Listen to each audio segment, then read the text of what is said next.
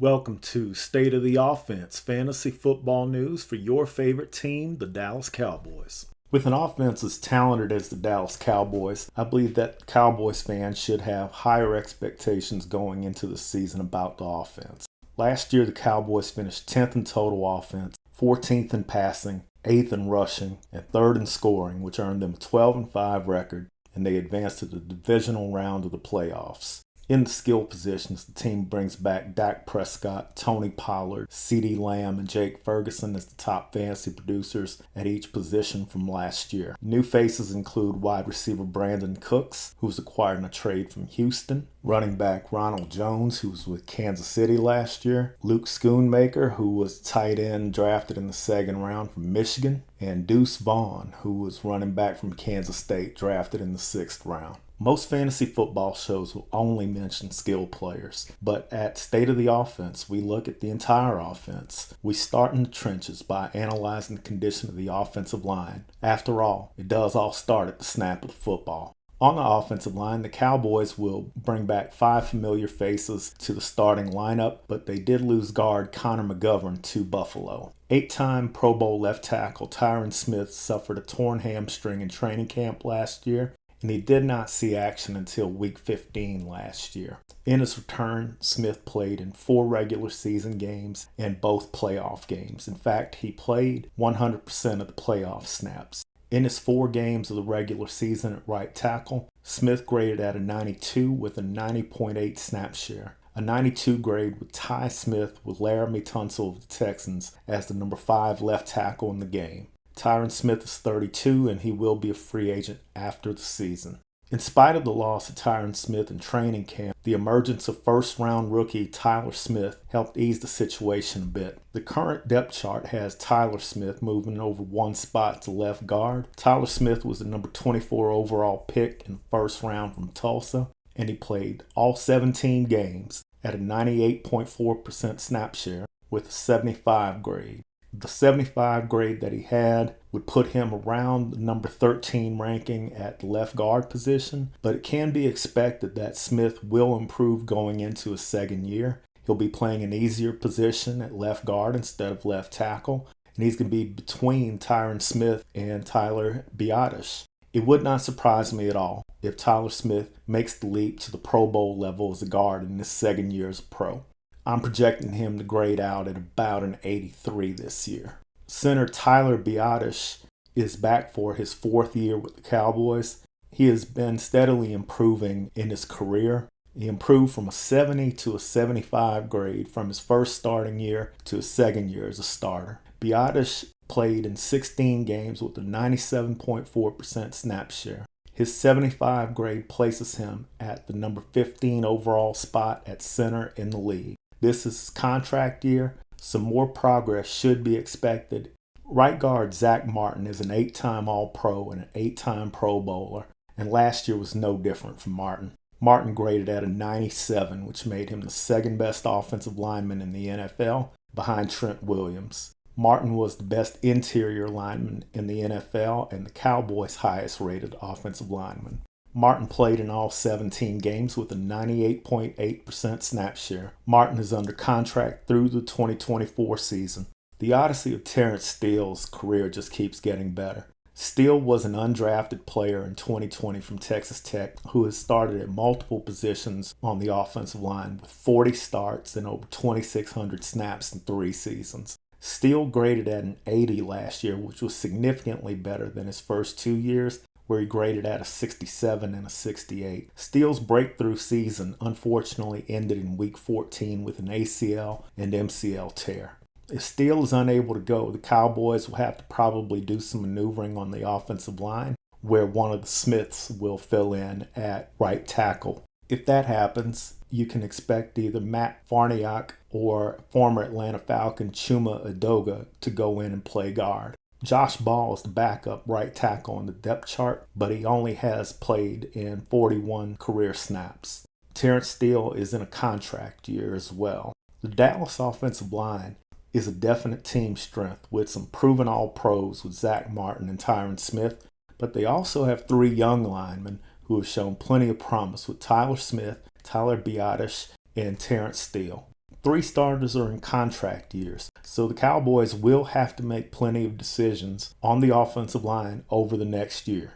2022 in many ways felt a lot like 2020 for Dak Prescott. In both 2019 and 2021, Dak was coming off great years and the expectation level was through the roof, and then an early injury messed everything up in the season. The numbers, except for the interceptions, were similar to what we've seen from Dak before. The question is, did the thumb bother Dak all year? Was the thumb the source of his interception problem? Well, Dak should be healthier this year. Michael Gallup is a full year removed from his knee problems. CeeDee Lamb is in his prime. Plus, he has Brandon Cooks to throw to now. I expect a good bounce back from Dak this year. I don't think he's going to go throw for 5,500 yards or 50 touchdowns, anything spectacular. But we should have a good year in store from Dak Prescott. In fantasy, Dak is now a pure pocket passer. So the rushing yardage and touchdowns he used to produce early in his career have gone away since his ankle surgery in 2020.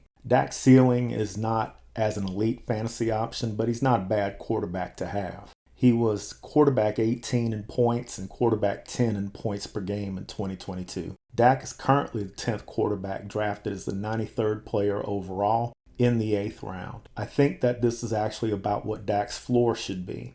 Deshaun Watson, Trevor Lawrence, and Justin Herbert are the 3 quarterbacks that are immediately getting taken before him. I don't think that Dak will be better than Justin Herbert, but it's entirely possible for Dak to be better than Trevor Lawrence and Deshaun Watson. Everyone gets hyped about Trevor Lawrence's breakout last year. Lawrence had 6 poor games last year. Dak had 2 bad games, the Tampa game and the road game at Washington. Half of Deshaun Watson's games were terrible. The weapons in Jacksonville and Cleveland are not necessarily any better than what the Cowboys have with Lamb, Cooks, and Gallup. Dak is getting drafted 19 spots after Lawrence and 14 spots after Watson. I think that Lawrence and Dak will have comparable numbers, but Dak being a lower draft pick is a better value.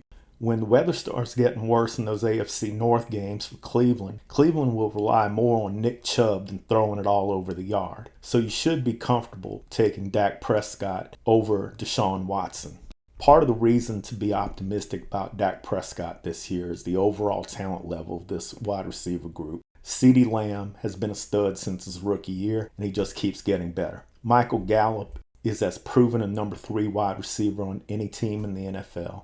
How many wide receiver 3s have an 1,100-yard season under their belt like Gallup did a few years ago? But the real source of my excitement about the Cowboys is the addition of Brandon Cooks, who they acquired in trade with the Houston Texans. Cooks is a game breaker who has had 6,000-yard seasons in his career with 4 different franchises. This guy is basically quarterback proof. He had a 90-catch, 1,037-yard, 6 receiving touchdown year with a rookie Davis Mills in Houston in 2021.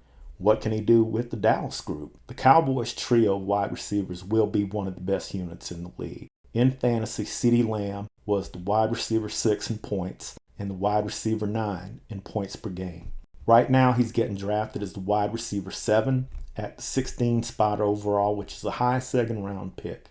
I think that wide receiver 7 is a pretty good spot for CeeDee. Some of the first round wide receivers like Jamar Chase, Cooper Kupp, Tyreek Hill, Stephon Diggs, and Davante Adams actually have some risk that's associated with their situations more so than CeeDee does. Jamar Chase missed 4 games last year. CeeDee Lamb has only missed 1 game in his career. So from a reliability standpoint, you might be getting more consistency and more points overall for the year from a guy like CeeDee Lamb than you would Jamar Chase. Cooper Kupp and Matthew Stafford each only played 9 games last year, and now they're going into their 30-year-old and 35-year-old seasons. Tyreek Hill can't stop slapping people around, plus you have to take Tua's concussion seriously. If Mike White is throwing the ball in Miami, Tyreek will not produce like he does with Tua. Stephon Diggs' situation in Buffalo is starting to emerge with new details about his dissatisfaction with the staff. Davante Adams has a quarterback downgrade from Derek Carr to a guy who had foot surgery just 3 months ago who isn't that good with Jimmy Garoppolo.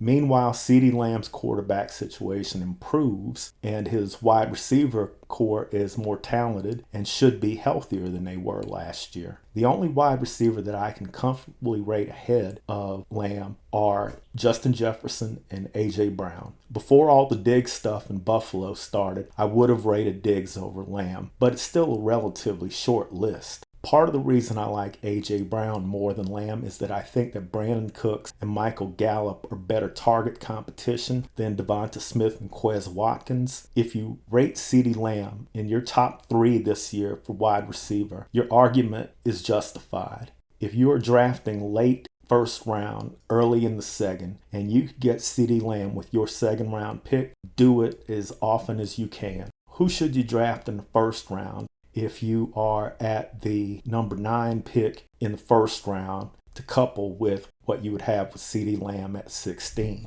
I would say that getting one of the running backs available at 9 or Travis Kelce would be perfect with Lamb. Kelce's going at 6 or 7, but if you get lucky with Kelce at number 9 and couple him with Lamb at 16, you're on your way.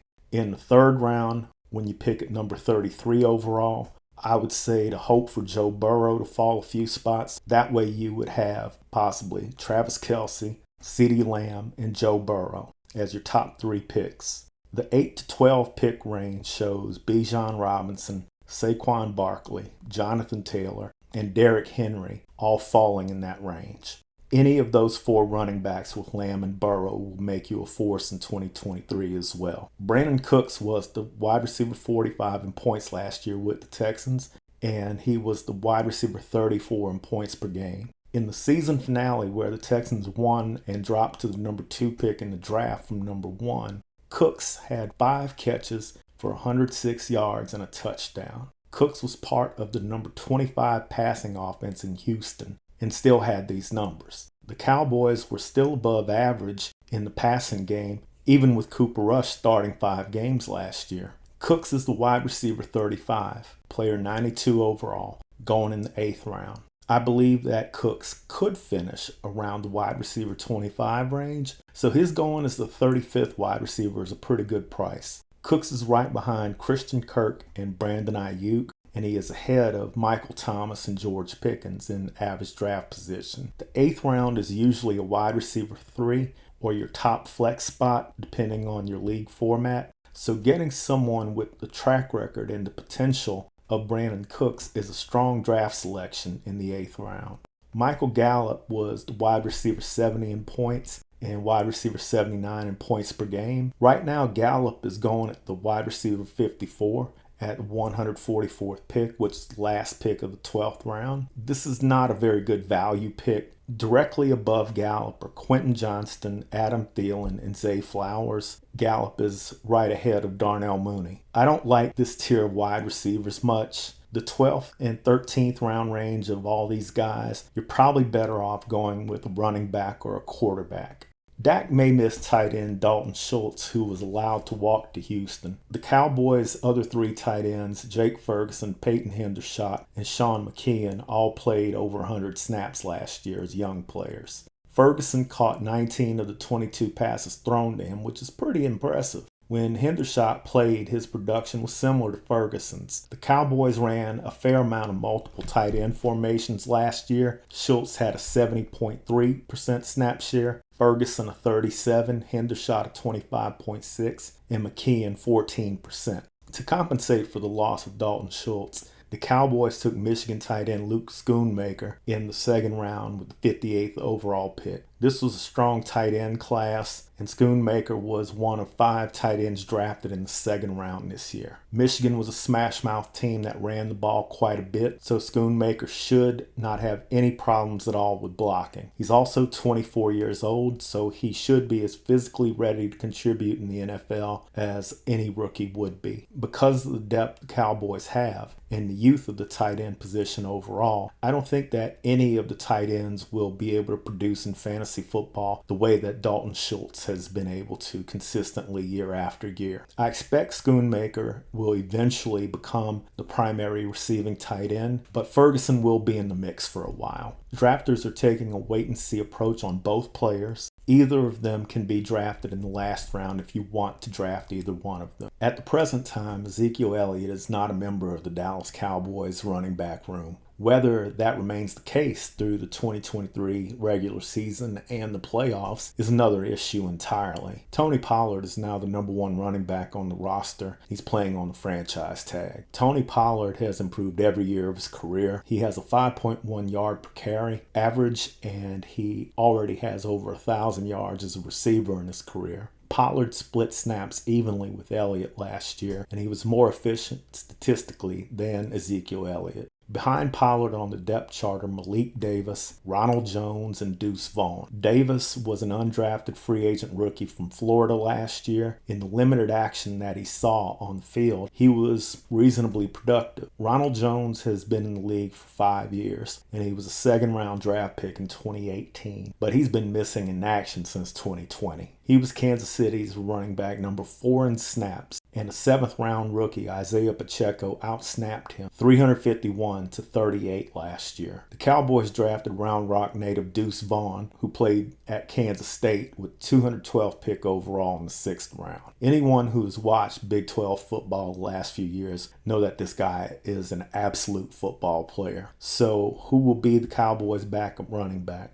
I think that the Cowboys will use Deuce as a return man in special teams, and I also think that he will be involved as a receiving back. Jones should be better than Davis, but Jones has fallen off a cliff and 2 franchises have gotten rid of him. In fantasy, Tony Pollard finished as the running back number 7 in PPR leagues, and he was running back 8 in average points. Pollard is now the 9th running back drafted around pick 23 as a late 2nd round pick. The 3 to 9 group of running backs includes Bijan Robinson, Saquon Barkley, Jonathan Taylor, Derrick Henry, Josh Jacobs, Nick Chubb, and Tony Pollard. I don't necessarily think that Tony Pollard will be a whole lot worse than any of these guys in this group. I think he'll give similar production. Bijan is going about number 8 overall, and Pollard is at 23. If you have the number 2 overall pick in your draft, you can get Pollard in the 2nd round. Pollard is actually a little underrated to me, so the number 23 spot is lower than my perception of Pollard for this season. If this team stays healthy, they have a lot of potential in fantasy football. It is reasonable to think that Dak, Pollard, CeeDee Lamb, and Brandon Cooks will all be very good fantasy football players. If the offense emerges as an elite offense, Michael Gallup and or one of the tight ends may emerge as well. The rest of the country is relishing the dry spell of the Dallas Cowboys. The defense in Dallas has a chance to be elite. The NFC East had 3 of the final 4 teams in the NFC playoffs, with the Eagles, Cowboys, and Giants. I believe that the Giants overachieved last year. The hurdles for Dallas are going to be in Philadelphia and San Francisco. If the defense can stop the Eagles and the offense can figure out the 49ers defense, the Cowboys may be making an important trip to Las Vegas in February. If you like today's coverage of the Dallas Cowboys offense, please hit the like button and subscribe to the channel.